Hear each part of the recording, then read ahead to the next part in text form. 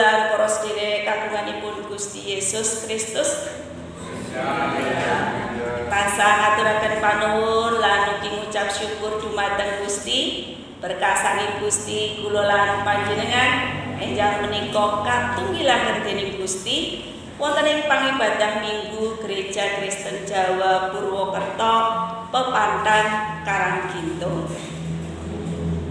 Ing minggu menika kula lan panjenengan saestu ngraosaken bingah saged pepanggihan malih, saged tetunggilan malih lan kabingan menika ngemutaken kula lan panjenengan pilih kula lan panjenengan menika gadah brayat boten namung brayat kita piyambak-piyambak ananging ugi brayat setunggal pasamuan, brayat setunggal patunggilan inggih menika pasamuan kagunganipun Gusti. Puji asmanipun Gusti. Kabingahan berkah saking Gusti enjang menika kabingahan kula lan panjenengan dipun jangkepi kalian Gusti lumantar sabda pangandikanipun Gusti ingkang sesarengan kita badhe tampi lumantar tema jagat raya nandhang prihatos utawi wonten basa Indonesia alam pun berduka. Para sedherek kagunganipun Gusti, boten kraos minggu menika kita sampun lumebet wonten ing Minggu Prapaskah ingkang pungkasan. Inggih menika Minggu Prapaskah ingkang kaping 6. Kirang langkung 6 minggu utawi sekawan dasa dinten. Kula lan panjenengan dipun paringi berkah saking Gusti saged lumampah ing minggu-minggu Prapaskah. Lan kula lan panjenengan tansah ngupati, tansah setya nglampahi pertobatan lan ugi pembaharuan diri. Ingkang samangke badhe bekta kula lan panjenengan wonten ing dinten Paskah ingkang saestu kebaing kabingahan. Dipun wiwiti saking Trihari Suci. Inggih menika dinten Kemis Putih ngenjang wonten ing tanggal 2 April warsa 2026 kula lan panjenengan badhe sesarengan tunggil wonten ing pangibadah manunggil wonten ing Gereja Induk Jalan Bayangkara. Pangibadah dinten Kemis Putih menika badhe kawiwitan wonten ing jam 6 sonten lan menawi kagungan kepareng Bapak Ibu sedherek sumangga badhe ngagem ageman kalian nuansa putih. Salajengipun tanggal 2 April ngenjang wonten ing Kemis Putih kula lan panjenengan ugi badhe nampi Bujana Suci. Lah sumangga saking sakmenika kita sami nyawisiken manah kita piyambak-piyambak saderengipun kita sakmangke badhe lumebet wonten ing dinten Kamis Putih lan tumut peladosan Bujana Suci. Sasampunipun sakmangke tanggal 3 April 3 April warsa 2026 dipun wiwiti jam 3 sonten nggih. Kula lan panjenengan saged sesami tetunggilan wonten ibadah Jumat Agung lan kepareng menawi kagungan para sedherek dipun aturi ngagem-ageman nuansa merah. Lan Trihari Suci ingkang pungkasan inggih menika dinten Sabtu mangke wonten pepanggihan wonten pangibadah ugi wonten ing Sabtu Sunyi menika dipun miwiti jam sonten nggih lan mangke para sedherek menawi kagungan dipun aturi ngagem-ageman nuansa gelap. Para sedherek kagunganipun Gusti wonten Minggu Prapaskah ingkang kaping 6 dinten menika kula lan panjenengan badhe mengeti lelampahan sugeng lan ugi pakaryanipun Gusti Yesus. Nyatanipun wonten kali lelampahan magepok kaliyan sugeng lan pakaryan Ingkang sepisan inginipun lelampahan anggenipun Gusti Yesus lumebet dhateng kitha Yerusalem. Menika asring kasebut Minggu Palma utawi Minggu Palmarum. Lelampahan ingkang kaping kalih inggih menika sinebat Minggu Sangsara. Lelampahan menika kagem mengeti anggenipun Gusti Yesus lumebet ing dinten-dinten ingkang dipun raosaken awrat sanget. Lah menika saged kita tingali saking waosan Injil ingkang sawaosampun kita waos sesarengan saking Injil Matius 17 ayat 11 dumugi 50 sekawan. Para sedherek kagunganipun Gusti, menawi kita sinau bab kasangsaran ingkang dipun karohanen kula lan panjenengan wonten ing bab pakaryan Gusti ingkang langkung ageng. Inggih menika bilih kasangsaran Gusti ugi dipun raosaken lan ugi ditangisi kaliyan jagat raya. Jagat raya ugi nandhang prihatos awit kasangsaran ingkang dipun raosaken dening Gusti Yesus. Mila menawi kita gatosaken nyatanipun tema masa prapaskah ing warsa 2026 sakmenika benten kaliyan tema-tema masa prapaskah ing wekdal-wekdal ingkang sampun kalampahan.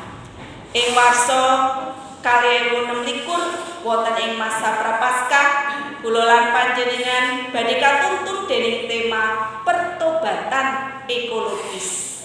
Tema menika badhe beret kula lan panjenengan wonten ing kawontenan pertobatan ingkang tansah upati jaga kawontening alam. Para sedherek, masa prapaskah menika wekdal kagem kula lan panjenengan supados saged nyawisaken diri lumebet wonten ing Paskah. Inggih menika pengetan wungunipun Gusti Yesus saking antawisipun tiyang pejah. Lan masa prapaskah ing warsa 2026 menika berpusat utawi berfokus wonten ing pertobatan ekologis.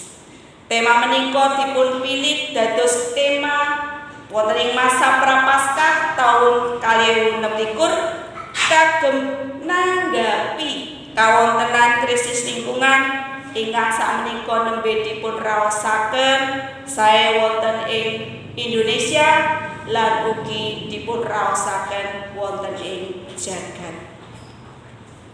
Kados dene wontenipun bencana alam banjir, tanah longsor, polusi udara, ugi wontenipun perubahan iklim. Kula lan panjenengan dipun timbali supados saged ngupadi mulihaken relasi utawi sesambetan ingkang nembe risak.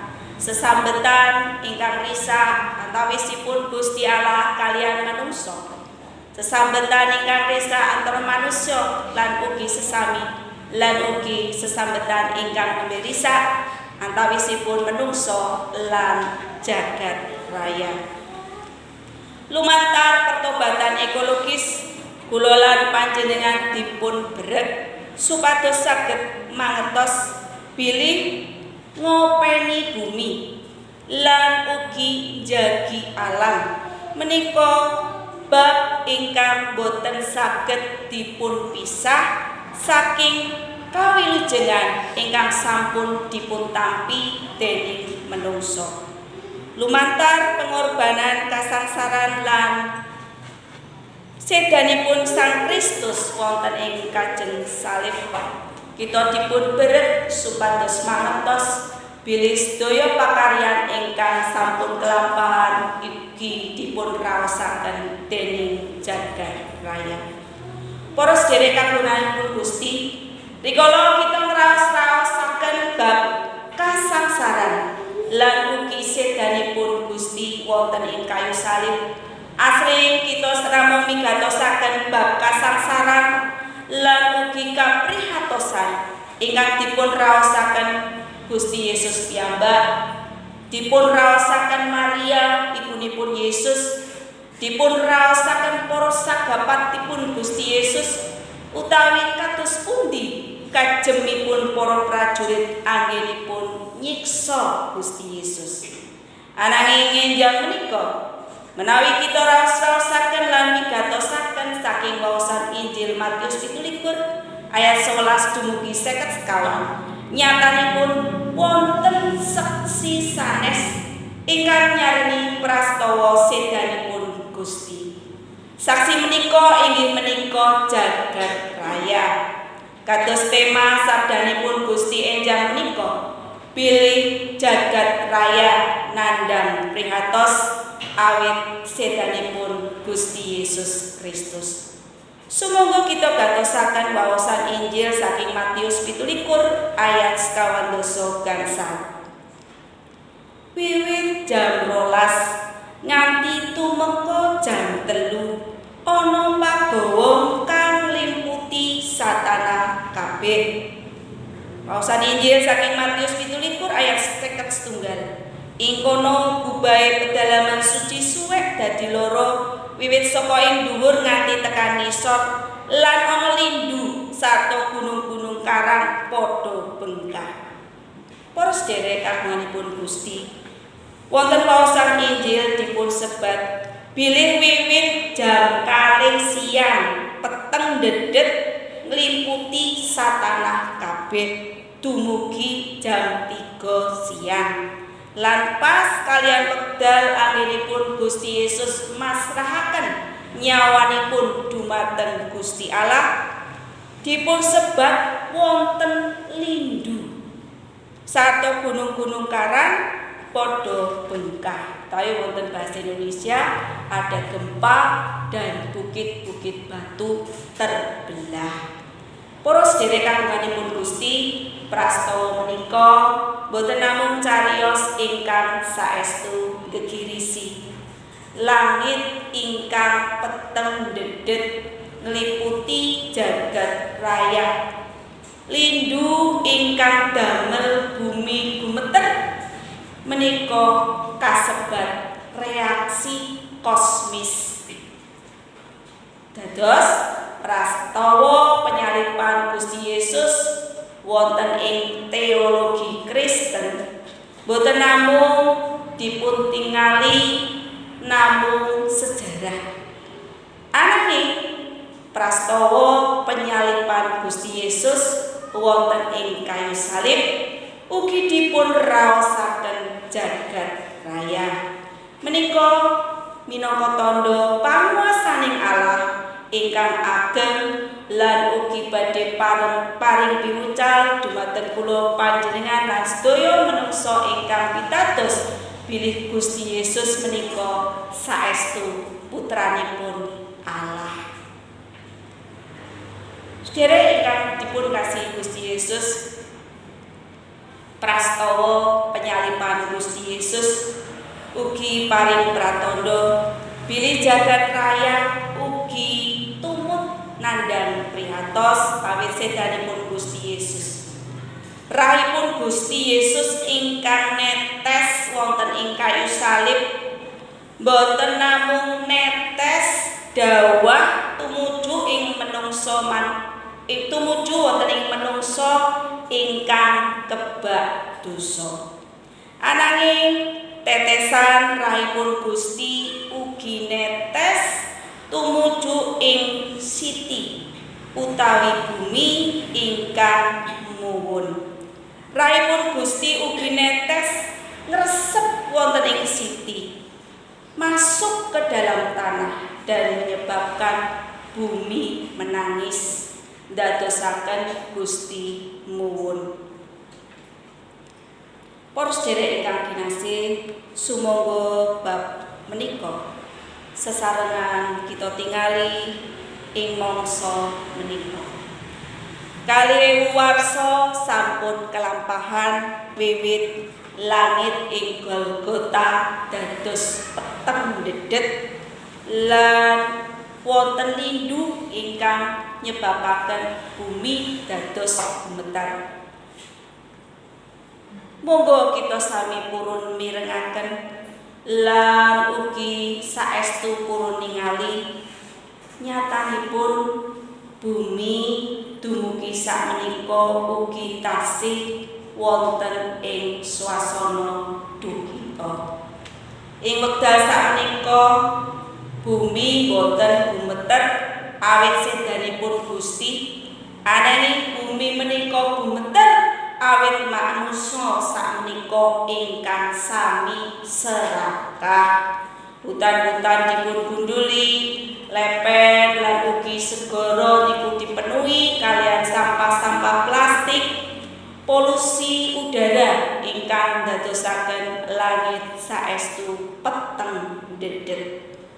Krisis lan ugi perubahan iklim ingkang bekto banjir lan ugi mangsa kekiringan ingkang dangu.